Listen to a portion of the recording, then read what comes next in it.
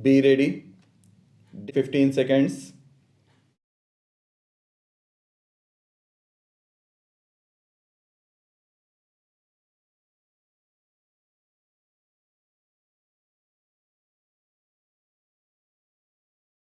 The National Infrastructure Pipeline, which I announced in December 2019, is the first of its kind whole of government exercise ever undertaken by Government of India.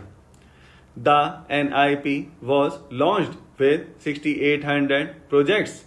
The project pipeline has now expanded to 7,400 projects. Around 217 projects worth rupees 1.10 lakh crores under some key infrastructure ministries have been completed. The NIP is a specific target which this government is committed to achieving over the coming years. It will require a major increase in funding both from the government and the financial sector. In this budget, I propose to take concrete steps to do this in three ways. Firstly, by creating the institutional structures. Secondly, by a big thrust on monetizing assets. And thirdly, by enhancing the share of capital expenditure in central and state budgets. Infrastructure needs long term debt financing. A professionally managed development financial institution is necessary to act as a provider, enabler, and catalyst for infrastructure financing. Accordingly, I shall introduce a bill to set up a DFI. I have provided a sum of rupees 20,000 crores to capitalize this institution. The ambition is to have a lending portfolio of at least rupees 5 lakh crores for this DFI in 3 years' time. Monetizing operating public infrastructure assets is a very important financing option for new infrastructure construction. A national monetization pipeline of potential brownfield infrastructure assets will be launched. An asset monetization dashboard will also be created for tracking the progress and to provide visibility to investors. Some important measures in the direction of monetization are: 1. National Highway Authority of India and PGCIL each have sponsored one investment that will attract international and domestic institutional investors. 5. Operational roads with an estimated enterprise value of rupees 5,000 crores are being transferred to the NHAI Investment Trust. Similarly, transmission assets of a value of rupees 7,000 crores will be transferred to the PGCIL investment. 2. Railways will monetize dedicated freight corridor assets for operations and maintenance after commissioning. 3. The next lot of airports will be monetized for operations and management concession. 4. Other core infrastructure assets that will be rolled out under the asset monetization program include NHAI operational toll roads transmission assets of PGCIL.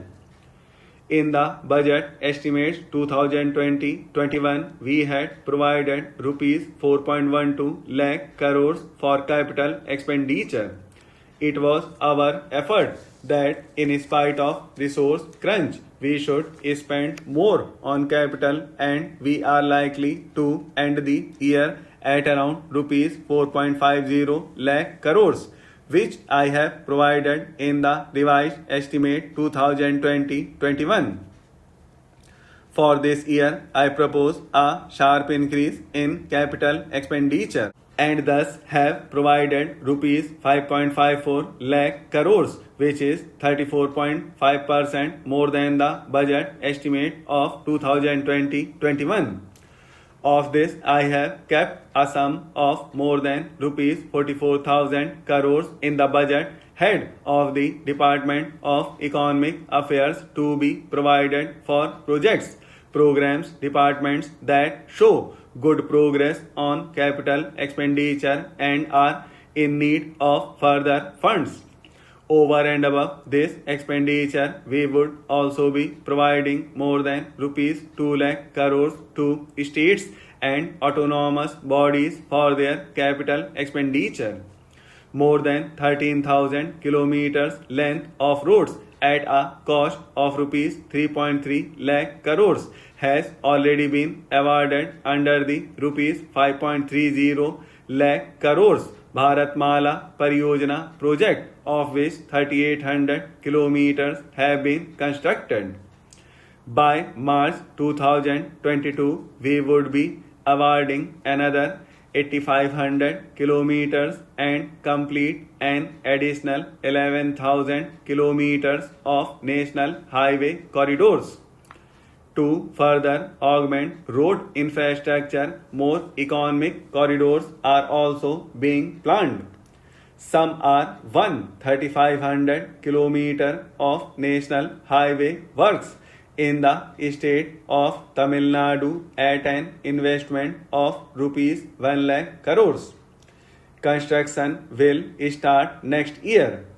To 1,100 kilometers of national highway works in the state of Kerala at an investment of rupees 65,000 crores, including 600 kilometer section of Mumbai Kanyakumari corridor in Kerala. 700 kilometers of highway works in the state of West Bengal at a cost of rupees 25,000 crores, including upgradation of existing road Kolkata Siliguri. 4 national highway works of around rupees 19,000 crores are currently in progress in the state of Assam. Further works of more than rupees 34,000 crores covering more than 1,300 kilometers of national highways will be undertaken in the state in the coming 3 years. Indian Railways have prepared a National Rail Plan for India 2013. The plan is to create a future-ready railway system by 2013, bringing down the logistic costs for our industry is at the core of our strategy to enable Make in India.